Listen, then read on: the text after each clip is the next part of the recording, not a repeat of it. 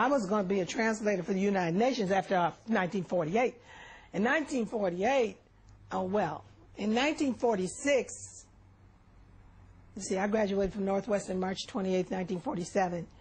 So in 1946, you know, there was this vision of the United Nations. And in 1947, when I was a senior, it was coming to fruition. You know, it actually happened in 48. So my dream was to be a translator for the United Nations. That's what I wanted to do, because I was a Latin major, a French minor. I had taken French as much as I had Latin. You know, I was fluent in French, and so that's what I wanted to do. Well, now, Latin is not the first thing that comes to mind when you think of, you know, pragmatic things to have a specialty in, particularly, right. You know, as a young black person. Now, I was going to be a high school teacher. I was in education, so I was going to teach Latin in high school. That was what my mother prepared me to do. That isn't what I wanted to do, but that's what my mother said I was going to do.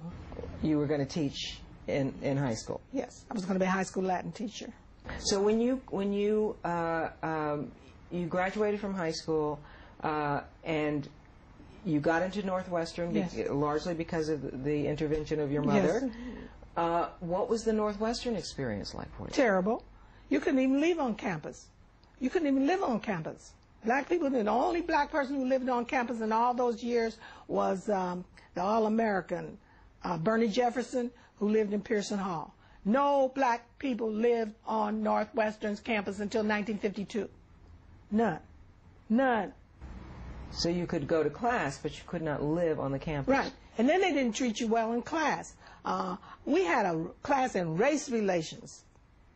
We had a class in race relations. And the professor couldn't tell the black people apart. Oh. So he couldn't figure out whose grade was what. How could, I mean, well, that's beyond belief. Hello. That's kind of, hello. Yeah. He could not tell his black students apart. Yes.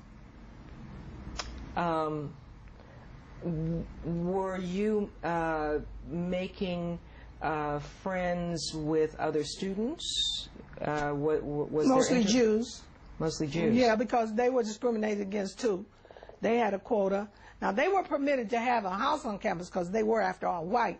But it was separated from the other houses. And that was the only place that they could live. So the Jews, of course, were angry about that, as we were about our condition. So we joined forces and tried to change it.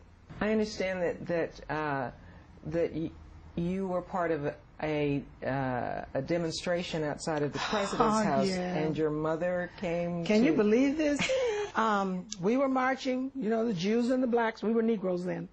Marching outside President Snyder's house, and I looked out to the west and I saw this familiar figure coming toward me, and it looked like my mother, but my mother did not drive. She never drove in her whole life.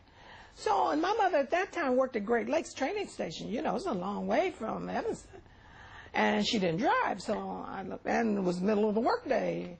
So I said, "Oh, that looks like Mama," but I said, "No, can't be." I went on marching. My mother came up there, took me out of this line, threw my sign on the ground, told me, "What is your problem?" Marched me home, right? I'm exceedingly, not just embarrassed, humiliated, because I was the president of Quibblers, you know.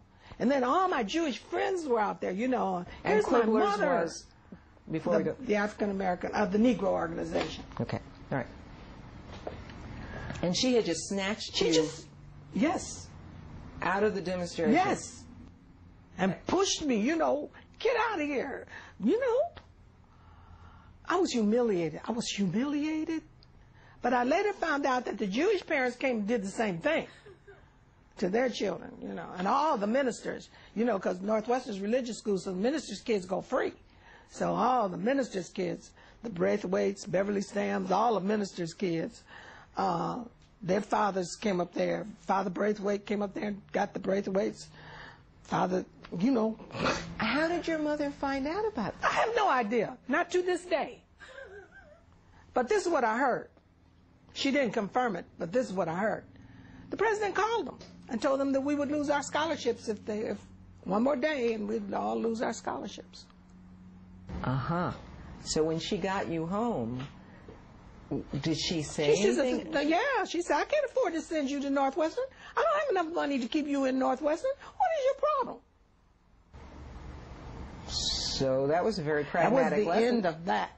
I guess so. That was a very pragmatic lesson. That was the end of that.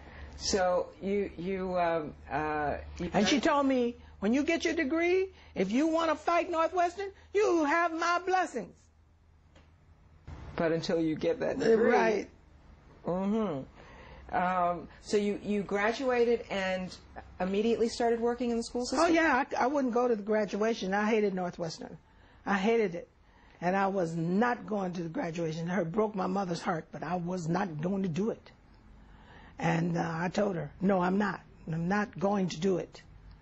So, I'm sorry, Mama. I know how you feel, but I'm not going to do it. So she said, okay.